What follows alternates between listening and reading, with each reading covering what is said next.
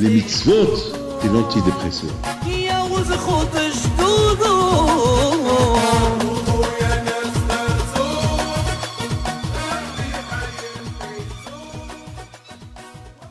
ברשות הראש כולל אברכים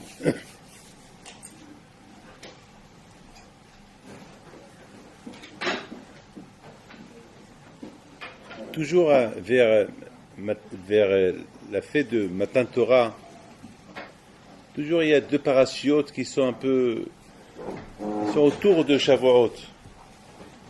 Bamidbar, vous savez, la Torah a été donnée dans le désert, Midbar Sinaï. La Torah elle parle de Be'alotra, Nassau, la paracha de Nassau, qu'elle veut nous rappeler que Hakadosh Baruch Hu, il compte chaque Ben Israël. C'est-à-dire que le juif, il ne va pas croire qu'il n'est pas surveillé. C'est ce qu'on dit dans Pirkei Avot, Aïn Roa. Il y a Aïn Roa, il y a ça veut dire que l'homme, il doit savoir qu'il est surveillé. Il ne croit pas qu'il n'y a pas de surveillance. Il y a une surveillance. Quand je vois il surveille, il regarde. Qui a accepté la Torah? Parce que toi, Misaël, a accepté la Torah. Toi, Misaël, on dit Naase Vinishma. Donc, Aïn Roa. Donc, c'est la paracha, Bamidbar, Nassau. Et Be'alotra, c'est, pour moi, Be'alotra, c'est Akadosh Baruch Hu, il veut savoir le résultat. Est-ce que l'homme, il progresse? Est-ce que l'homme, il monte? Mais c'est la vérité. À quoi sert d'étudier si on ne progresse pas? À quoi sert? C'est à quoi sert? Il faut que ça serve. Il faut qu'on sent qu'on progresse. Be'alotra, il faut. Donc, quelque part, ces trois parachutes là toujours autour de Matan Torah. On a vu que, si vous avez le temps, si vous lisez un peu Ben Ish Chai, comme il explique le Inyan de Bekat Kohanim, mais simplement, cette semaine, j'ai réfléchi, je me suis même posé la question de bénir, Varech Ta'amou Israël Be'ahava. Quand on demande à Kohen, il va bénir à Israël avec amour.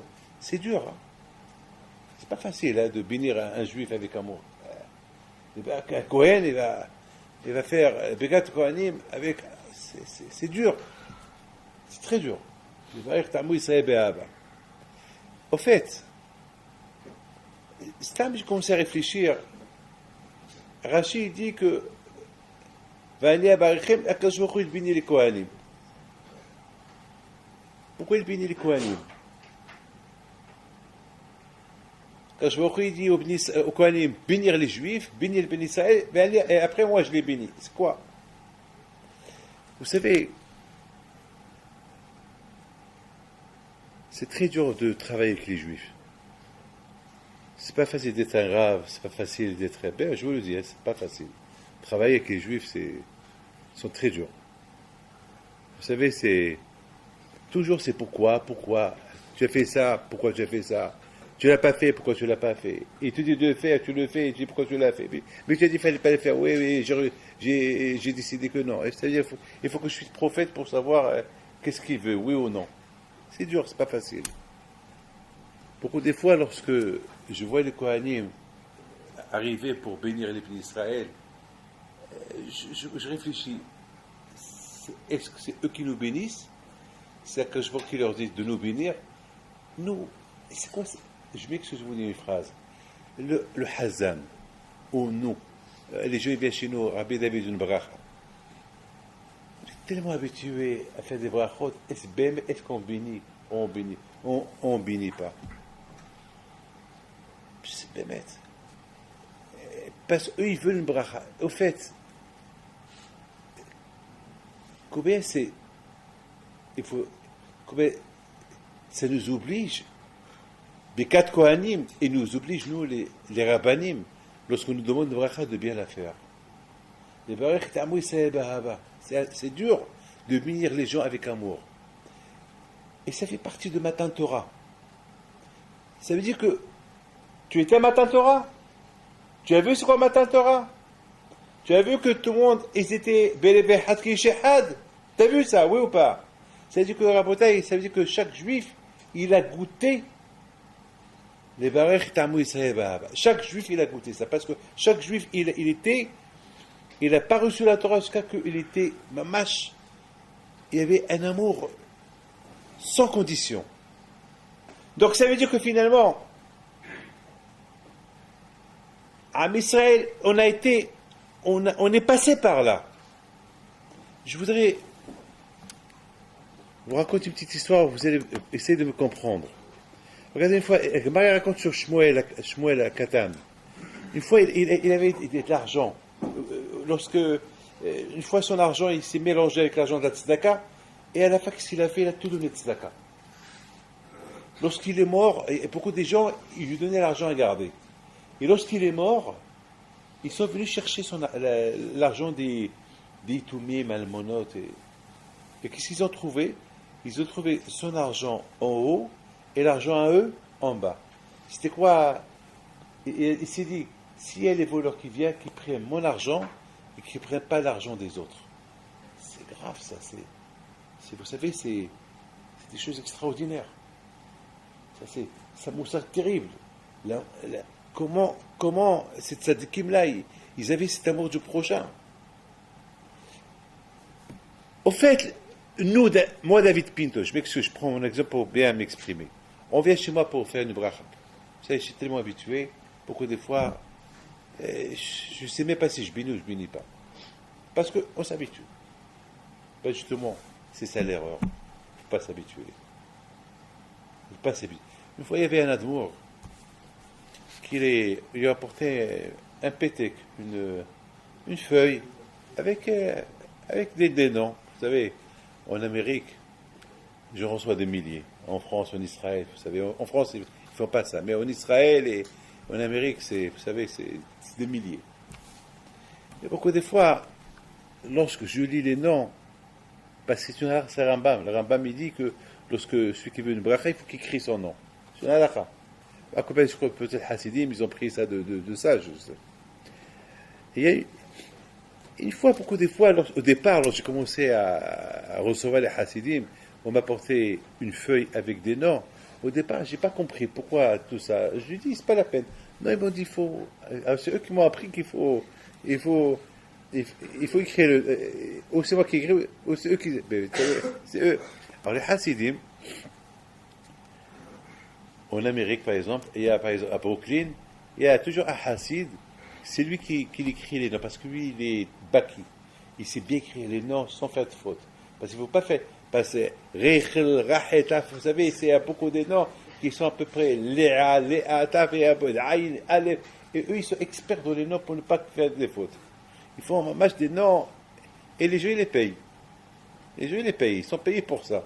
Les jeux, ils les payent et remplissent. Maintenant, lorsqu'on voit ces noms-là, à quoi on pense? Là, il est Hassidi, parfois il y a une vingtaine de noms, là, Mishpahto, et parfois une kitouba des noms. Tu commences à lire. Parfois on s'ennuie, on s'énerve. Qu'est-ce qu'ils veulent? Qu'est-ce qu'ils veulent de moi? Bon, on lit. Eh ben, tu ne mérites pas. Tu bénis pas les gens avant. Là, quand je ne suis pas content de toi. C'est pas comme ça. C'est pas comme ça. Il faut bien mettre, puisqu'ils t'apportent Msaken, ils t'apportent leur nom, ils veulent de toi une bracha, eh bien il faut vraiment la lire avec patience et faire la bracha. Ils te donnent $1, ils te donnent $2, ils te donnent $5, tu vas rester avec eux 5 minutes, 10 minutes, ça fait partie des barrières et Tamou Israël. C'est pas facile. C'est pas facile. Rav Shach Alav Shalom, une fois, il y avait un enfant, il a embêté avec des questions, et une fois, il n'a pas voulu lui jeter. Et à la fin, il lui a donné une sucette. Zamak, voilà, pour qu'il s'occupe de sa sucette, il veut encore une autre sucette. Et c'est comme ça. C'est dur. Au fait, Hakadosh Baruch Hu, il dit aux Kohanim de bénir Am Israël. Mais au fait, ce n'est pas les Kohanim qui bénissent Am Israël, c'est Hakadosh Baruch Hu qui les bénit. Mais Hakadosh Baruch Hu, il a rendu Shaliach, le Kohen.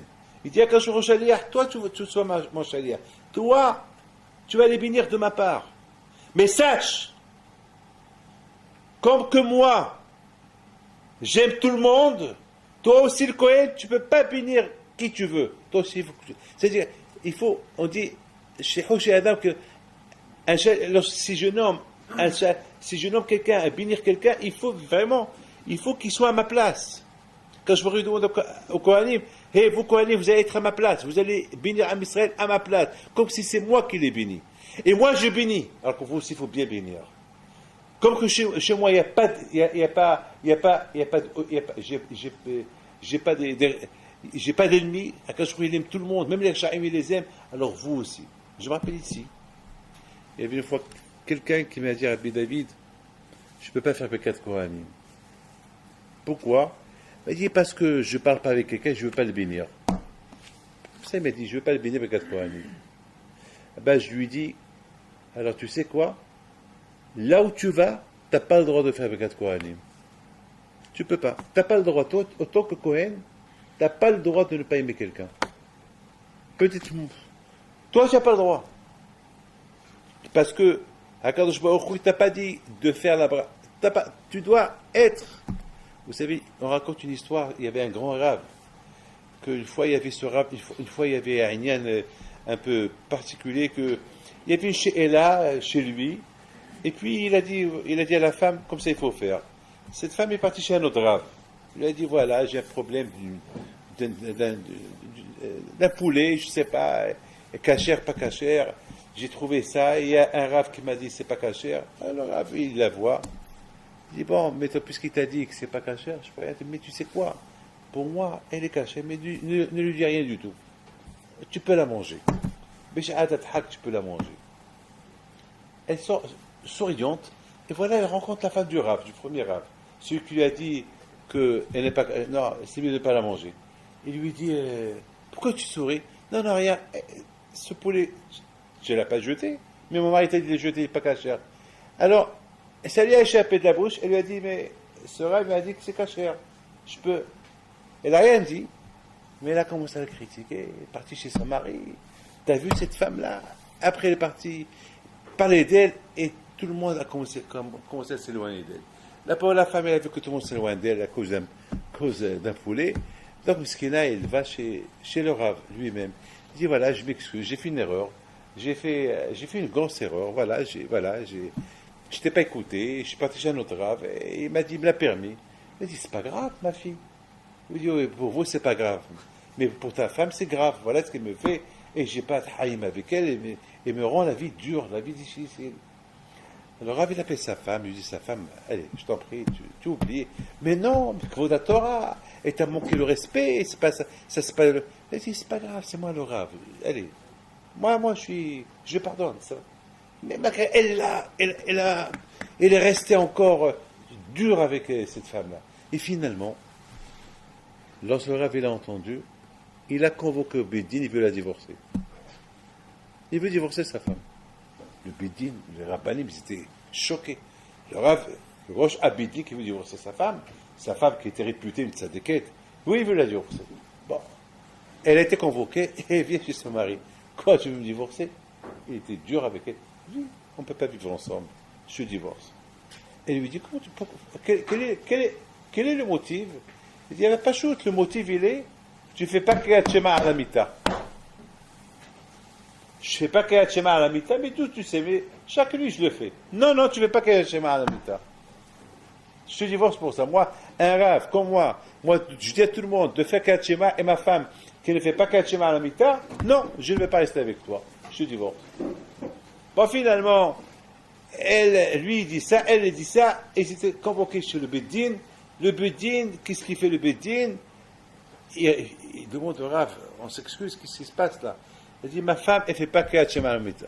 Et alors, je ne peux pas, elle n'a pas Hatchamaïm. Une femme qui n'a pas Hatchamaïm, je ne peux pas rester avec elle. Ils vont dire à la femme, c'est vrai ce qu'il dit votre... Non, c'est pas vrai. Je fais Kriyat Shema à la mita, mais je ne peux pas le prouver. Mais je le fais. Beaucoup de fois, il m'a entendu, attends. Mais je l'ai fait même devant lui. Attends, il dit, je m'excuse mon mari, mais tu es un menteur. Alors, les rabbanim, ils avaient un peu honte. Ils regardent le Rav, Et le Rav, il leur dit, écoutez, donc Hachema Alamita, on dit que je pardonne à tous ceux qui m'ont fait du mal. Alors si elle, Bémet, elle fait Hachema Alamita, qu'elle pardonne à tous ceux qui lui ont fait du mal, comment ça se fait? Elle continue à critiquer cette femme. Il lui a enlevé sa parnassa. Elle continue à faire ça. Elle ne veut pas lui pardonner. La femme, elle entend ça.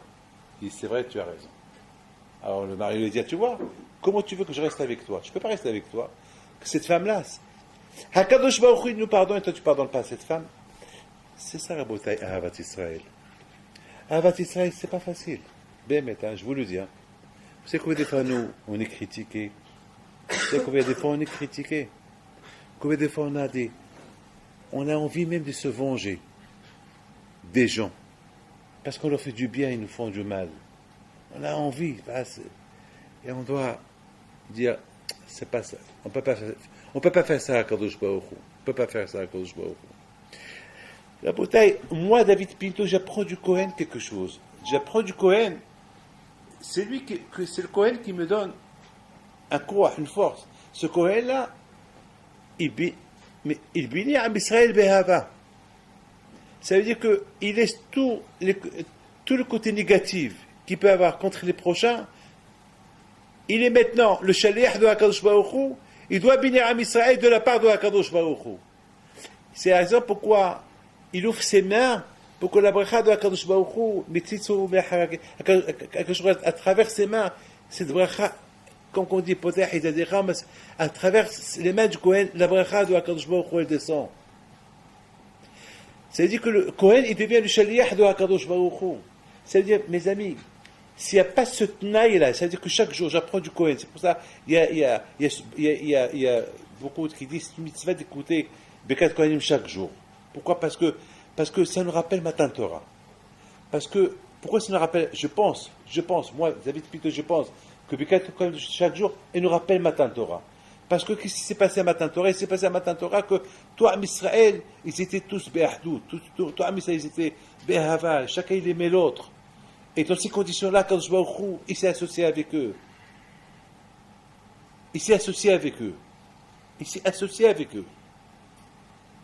Donc le fait qu'on voit le Kohen, comment lui, il s'annule devant ses ennemis pour qu'il les bénir Be'ava, parce qu'il devient le de Kadosh Baruch Hu.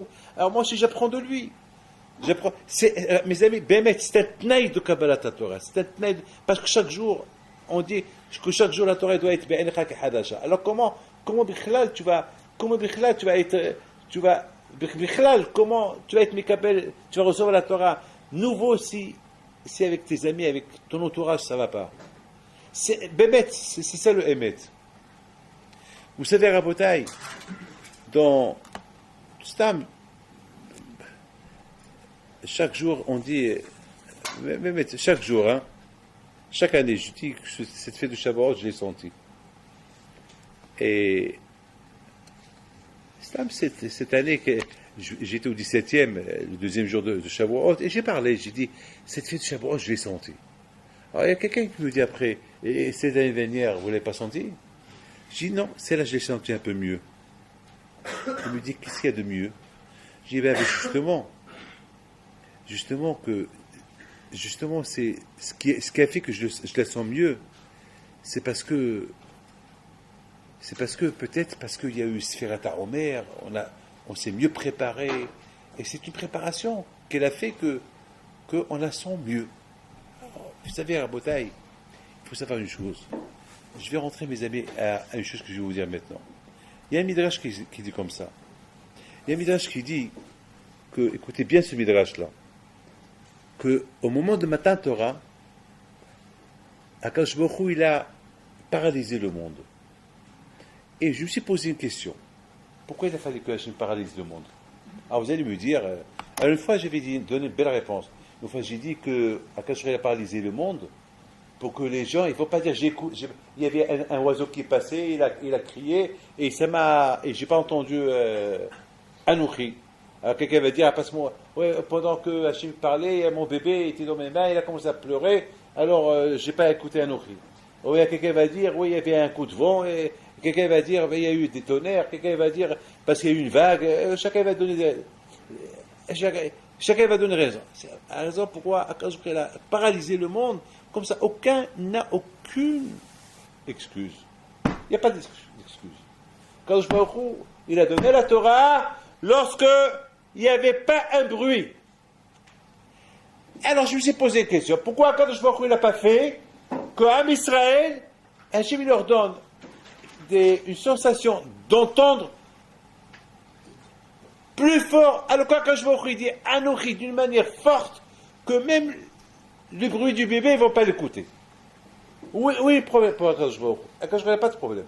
Akadosh Baruch Hu il va dire Anochi d'une sorte que même les vents, même les bébés, même tous les bruits du monde, on ne va pas les entendre. Il y avait une femme qui était en train de compter son argent, ses diamants. Au moment qu'il y a eu... J'étais là voir à Los Angeles il y a une vingtaine d'années.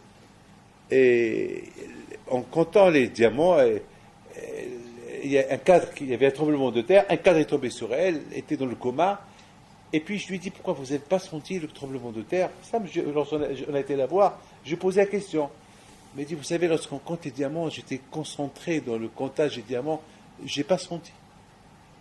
Alors là aussi, je ne comprends pas. En Israël, ils sont en train de recevoir la Torah, ils sont concentrés, ils sont préparés pendant 49 jours, 7 semaines pour Matan Torah. Ils sont tellement concentrés, ils voient le feu, ils voient qu'on la chauffard, et ils vont entendre le bébé à pleurer. Qui va se faire attention au bébé? Quoi? Il y a un oiseau qui va passer, il va faire du bruit. Mais c'est leur tête, ils sont concentrés de Matan Torah. Et en plus, le Tzara n'existait pas. Quand je vois il a enlevé le Tzara de leur cœur. Donc ils étaient propres, ils étaient super, ils étaient prêts. Pourquoi ce chitouk-là? Pourquoi quand je vois il a paralysé le monde? Vous ne pouvez pas imaginer ce matin combien j'ai lu une mahloquette sur le lait qui n'est pas chamour, est-ce qu'il est permis ou pas? Toutes les preuves qu'il apporte Egot Moshe Feinstein. Mais le Hekat Yaakov, il a cassé tout. Il a apporté des... Je crois que je suis resté bouche bée. Le Hekat Yaakov, il a apporté toutes les épreuves que Moshe Feinstein n'a pas raison. Il a apporté toutes les épreuves que le lait qui n'est pas chamour, il n'est pas cacheur. Mamash, il a tout cassé. Mamash, à tel point qu'il dit, il faut... Alors, Rabbi Chaim Mitzatz, il a dit, je ne vais pas rentrer dans ces ignanim-là. J'ai lu toutes ces pages-là. À un moment donné, il y avait... J'avais été, c'était à l'hôpital ce matin. Il y avait, comment ça s'appelle, j'étais concentré dans ça parce que c'est la première fois dans ma vie que je lis ça, parce que je connaissais que le côté de Moshe Feinstein, que Halav qui n'est pas jamais, ça veut dire à notre époque, parce qu'à notre époque, c'est interdit par la loi de mélanger le lait. À compagnie, mais lorsque j'ai lu tous les autres côtés qu'ils interdisent, que j'ai pas écouté lorsque l'infirmière voulait rentrer et elle devait rentrer, il a fallu qu'elle fait du bruit. Donc ça prouve que la Torah, on est concentré. Donc ne vous dites pas qu'en Israël, c'était pas concentré. Alors si moi, David Pinto, j'étais concentré sur le halav, le lait, qui n'est pas chameau, s'il est interdit ou il est permis, j'étais concentré sur ça, j'ai pas fait, il a fallu qu'elle bouge la table pour que j'ouvre la porte. Alors, à Israël, un matin Torah, il n'était pas concentré. Ne me dites pas un bébé qui va pleurer va les déranger, ou un oiseau qui passe, il va crier, un corbeau qui va passer, il va crier, il va les déranger. Non, le nom de Hanoukhi était fort, était très fort. En plus, ils ont tout le monde a guéri, c'est pas possible. À Botaï, je suis arrivé à une conclusion, quelle est la suivante. Le monde a été paralysé. Qui l'a paralysé? Qui l'a paralysé? Hachem. C'est nous qu'on l'a paralysé. À Israël, ils sont arrivés à une madriga, à une ma'ala. Ils sont arrivés à un niveau Hachem il leur a montré les statues. Shiva Rekeim il leur a montré. Ils sont arrivés à un niveau tellement fort que pour eux, le monde était paralysé. Le monde, il n'existait plus. Il n'y avait que Akadosh Baruch Hu. Un ordre milbado. Voilà où ils sont arrivés. Voilà Matan Torah où il les a amenés. Matan Torah les a amenés à rien sentir. Ce monde-là, il est paralysé. C'est un monde. Ça veut dire, c'est ce qu'il dit David Amel. Ani amati Elokim atem. Ubni Elion kolchem. Et puis vous avez fait la Avodah Zara. Ils sont arrivés à Israël à un niveau tellement élevé, à Sinaï. Vous ne pouvez pas imaginer. Mais tout ça, Rabot, écoutez bien. S'il n'y avait pas Ahdout, je ne dois pas redonner, s'il n'y avait pas Ahdout, s'il n'y avait pas cette union entre eux avant Matan Torah, ben, ils ne seraient pas arrivés à ça. Ils ne seraient pas arrivés. Parce qu'Akadosh Baruch Hu nous aime. Alors, est-ce que nous on aime Akadosh Baruch Hu? Alors il faut que nous aussi on aime les gens. Comme quoi Akadosh Baruch Hu aime tout le monde, nous aussi on doit aimer tout le monde. C'est ça le Tnaï de Matan Torah. Le Tnaï de Matan Torah, c'est ça.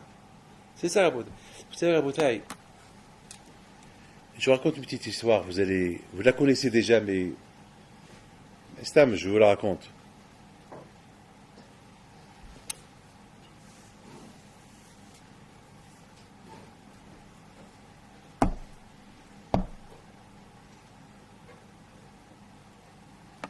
On a eu des enfants, Baruch Hashem. On les a vus grandir, on les a vus naître, on les a vus grandir. Et au départ, lorsque les enfants ils vont naître, on les prend, c'est nous qu'on rigole avec eux, eux ils ne rigolent pas avec nous.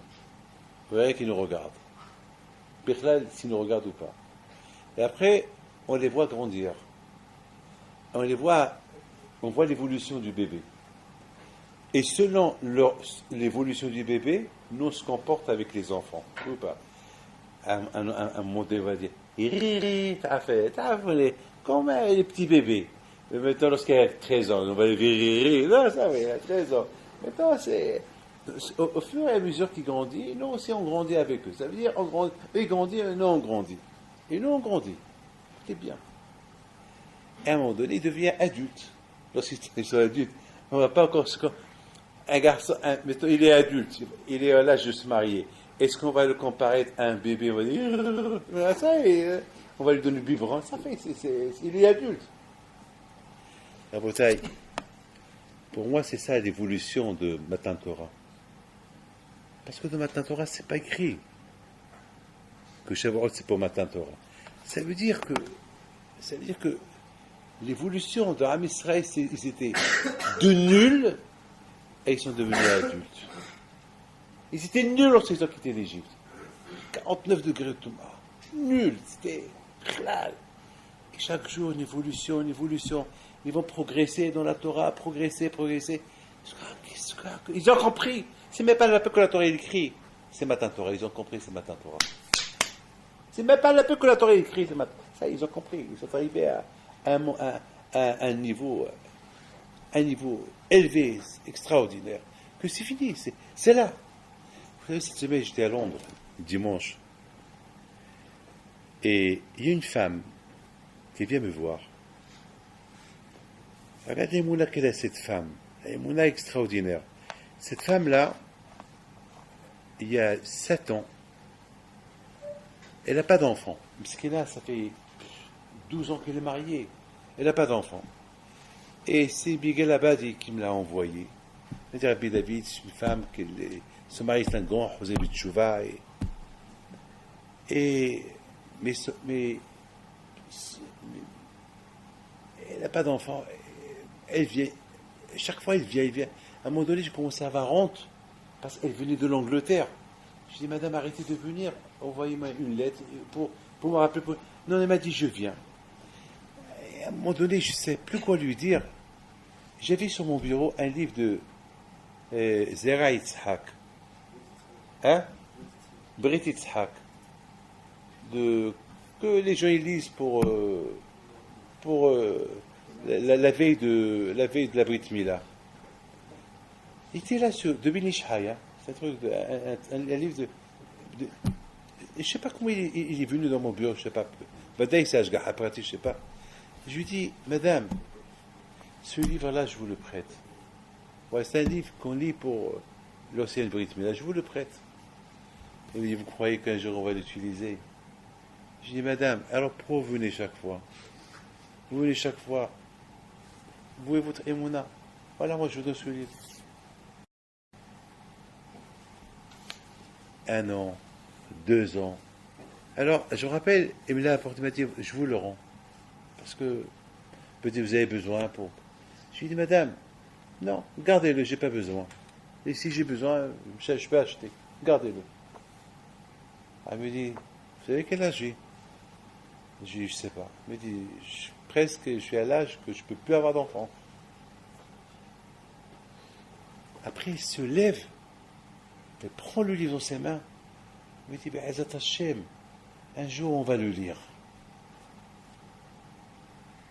Voilà, 3 mois plus tard, Michael Abadi m'a appelé Rabbi David, elle est enceinte. Et après, elle a fait la Brit Mila, et le Hengar.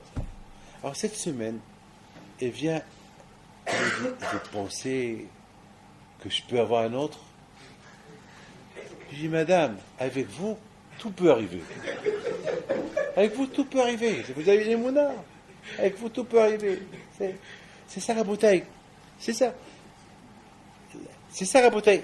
Matin Torah, vous savez, lorsqu'on découvre Akadosh Baruch Hu, le Inyan de découvrir Akadosh Baruch Hu, c'est pas un découvrir Akadosh Baruch Hu et je stoppe. Non, je découvre Akadosh Baruch Hu, je continue. On découvre Akadosh Baruch Hu, on continue. Vous avez compris pourquoi ces derniers temps, on est tous un peu froids. On est froid. Et je vous raconte qu'est-ce qu'il dit. Rabbi Léolopian à la Vachalom. Qu'est-ce qu'il dit? Je vous donne la parole d'honneur. Aujourd'hui, même les bénétoires, ils sont froids. Beaucoup des fois, on est tous froids.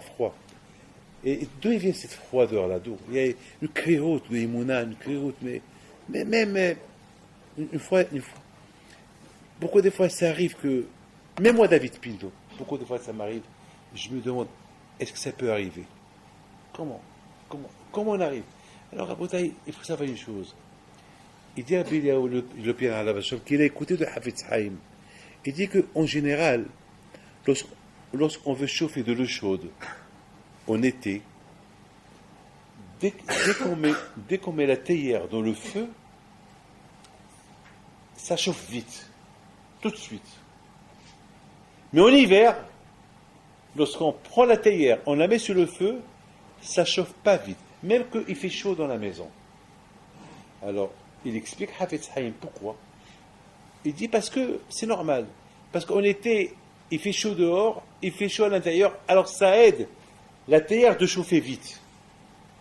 Mais en hiver, même que lorsqu'il fait froid dehors, même qu'à l'intérieur de la maison, il fait chaud, mais le froid, il peut pénétrer par la fenêtre, il peut passer sous les portes, les murs, il peut être froid, et surtout s'il neige dehors, même que la maison, elle est chaude, mais le froid de dehors, il peut pénétrer à la maison. Et il dit, Rabbi Léolopian, une chose terrible.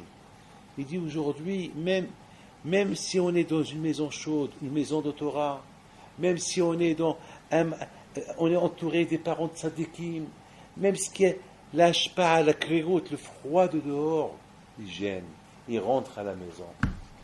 Même qu'on a la barbe à la maison, on a une belle sifria, on mange du chamour, on étudie la Torah, et on vit selon la halakha. Mais malheureusement, tout ce qui est froid dehors, comment voulez-vous quelqu'un qui prie à Kadosh Baruch Hu lorsqu'il a un téléphone sale dans ses poches? Comment voulez-vous quelqu'un qui va prier à Kadosh Baruch Hu, Melech Malchem, Melech Kadosh Baruch Hu, et en lui-même, il est froid? Comment est-ce possible? C'est impossible. Rabotai, mettez ça dans la tête. Que une petite vision, une chose qu'on peut voir à Shemishmor, ça peut perturber la marshava. Ça peut perturber la marshava. Rabotai, j'ai trouvé, il y a une seule chose qui peut bien nous aider. Une chose qui peut bien. C'est ce qu'on appelle Be'alotra. Be'alotra, ça veut dire, c'est la seule chose qui peut nous aider, c'est lorsqu'il y a Ahavat Hazolat. lorsqu'il y a Ahavat Hazod, écoutez bien mon raisonnement. Ahavat Hazod, ça veut dire quoi? Je fais du bien, avec bon cœur. Alors, Rabotai, lorsque je fais ça, j'ai une aide spéciale de Hakadosh Baruch Hu. C'est une aide spéciale que je vais avoir de Hakadosh Baruch Hu. C'est une aide spéciale que je vais avoir de Hakadosh Baruch Hu.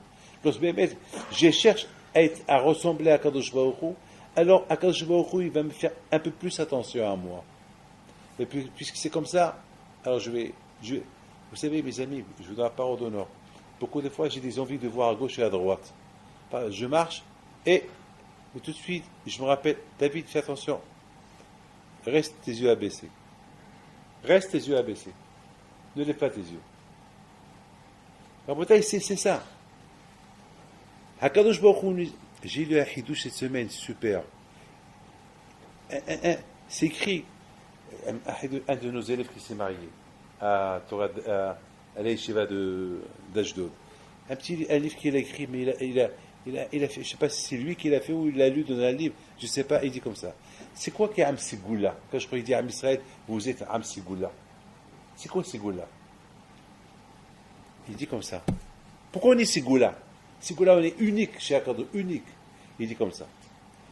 Il dit que Am Israël, Kutsha Beruchu, Oraita, Had.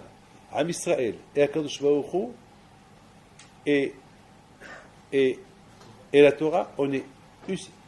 Il dit que le Ségol, le point Ségol, il y a 3 points.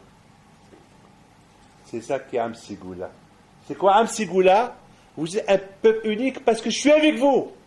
Mais quand je suis avec vous, c'est entre vous, vous êtes bien. C'est pour ça qu'il y a 2 points et 1 point. C'est le Ségol. 2 points, c'est moi et lui, moi et la Torah. Moi et Am Israël, pardon, moi et Am Israël et la Torah, alors Akadosh Baruch Hu, il est avec nous. Ségoula, du verbe Ségol. C'est-à-dire que lorsqu'on est Am Israël uni, alors automatiquement on va être uni avec la Torah.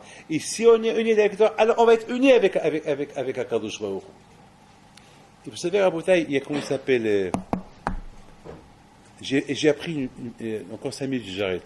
Il y a cette fameuse histoire de Rab Saadia Gaon, Alav Shalom, que je l'ai compris cette fois-ci d'une autre manière complètement. Vous savez, Rab Saadia Gaon, il voyageait à gauche et à droite pour voir Am Israël comment ils vivent.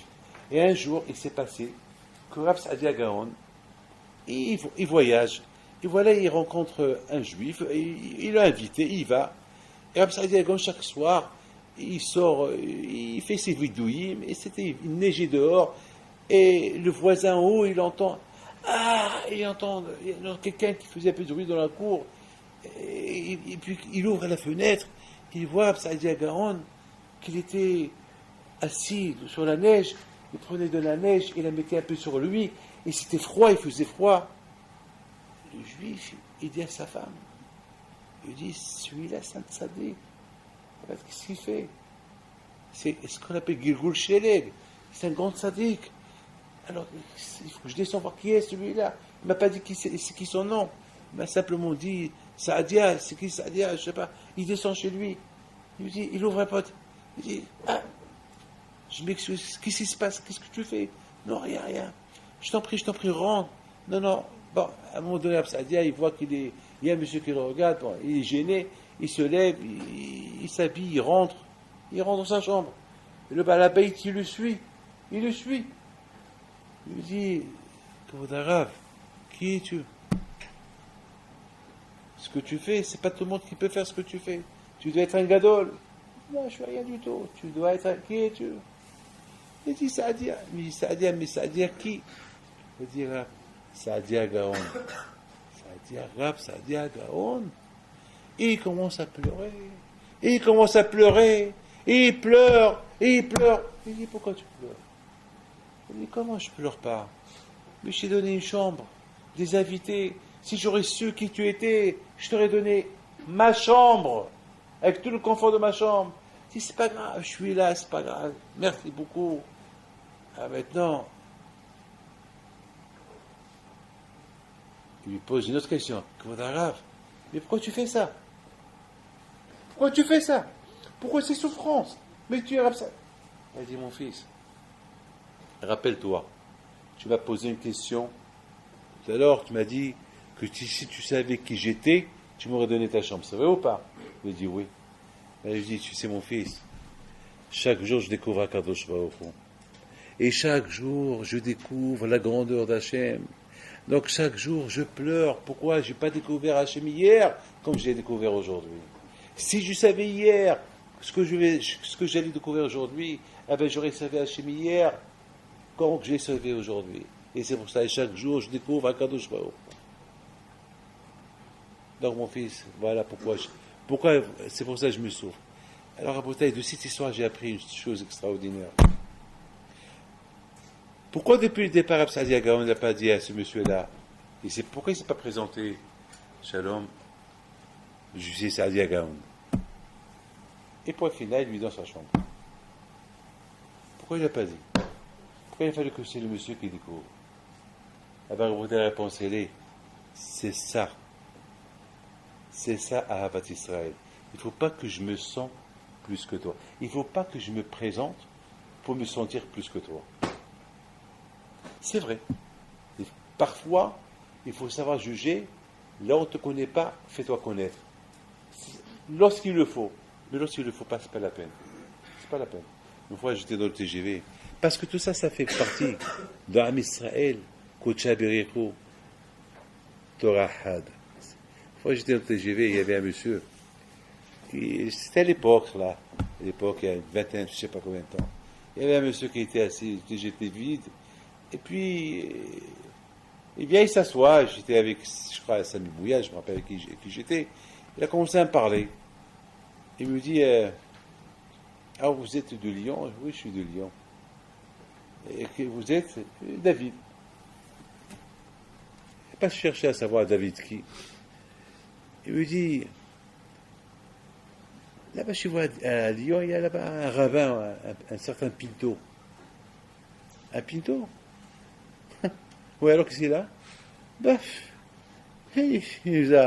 Il nous a massacrés, il nous a divisés, il nous a fait. Il nous a détruit la vie. J'entends tout ça.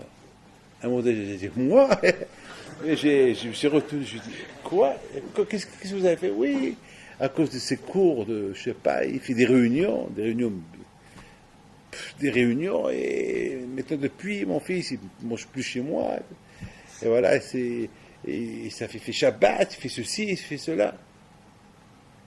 C'est tout. Ben, comment c'est tout? Mais à cause de lui, on n'est plus ensemble. Et Shabbat n'est pas avec nous, il cherche d'aller ailleurs. Bon, j'avais 2h30. À l'époque, le TGV faisait 2h30 pour arriver à Lyon, 3h même. On a parlé Torah, on a parlé sur les tzadikim. Et je l'ai pris Et à la fin, je lui ai montré que la Torah, c'est Machéo. Comme on dit, Ta'amo Okidov Hashem. J'ai pris tout mon temps avec lui. Alors à la fin, je lui ai dit, vous savez quoi? Moi, je pense que M. Pinto, là, je pense qu'il vous a fait que... Il n'a pas inventé la Torah. La Torah, tu crois dans la Torah? Oui, je crois. Ouais, la Torah, il dit ça. Comment tu peux... Oui, mais avant. Quoi? Alors la Torah, c'était avant, pas aujourd'hui. Et à la fin, j'ai vu qu'il s'est calmé. Il me dit, alors, qu'est-ce qu'il faut faire?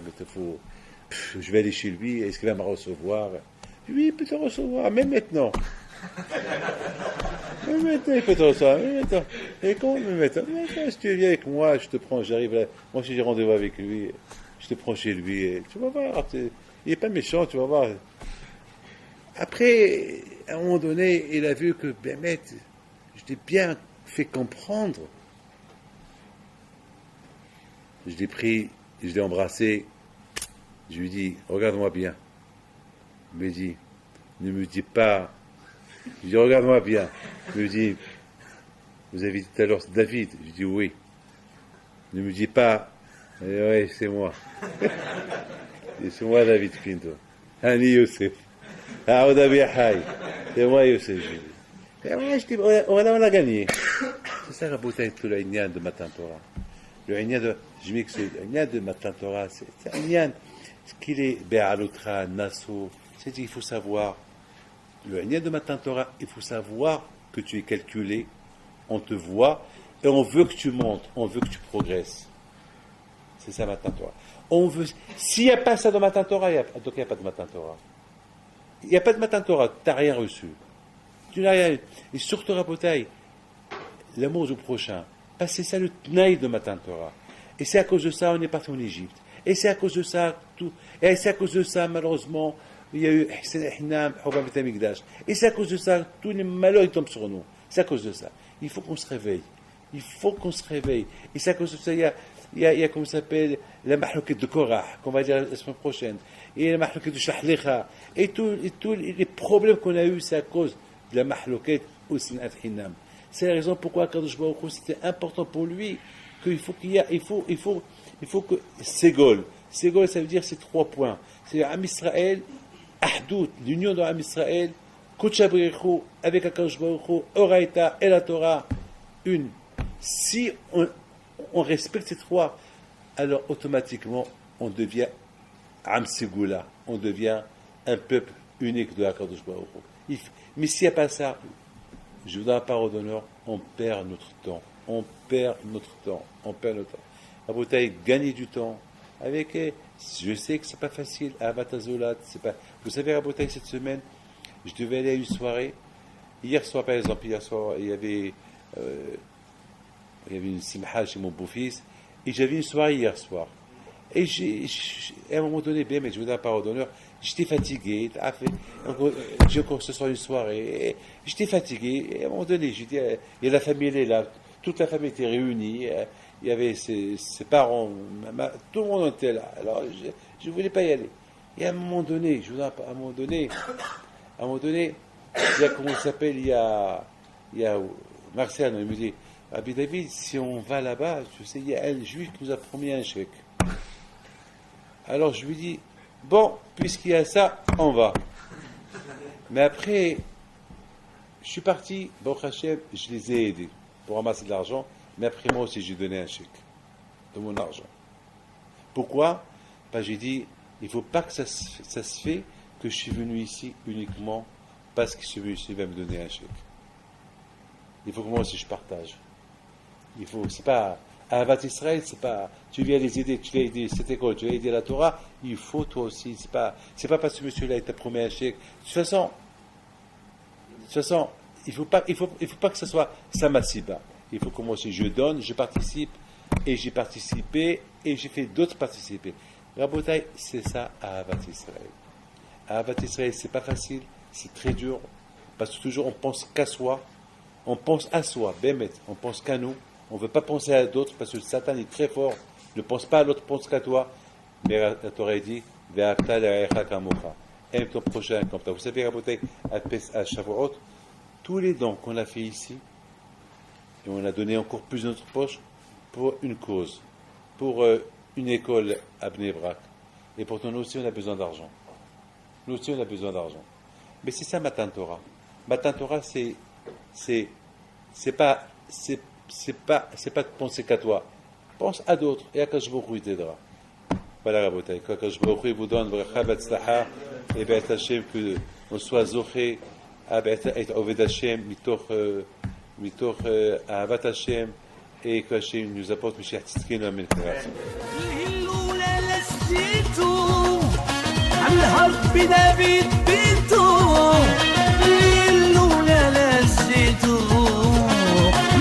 بنبيت بنتو نوضو يا العيالات صغارتو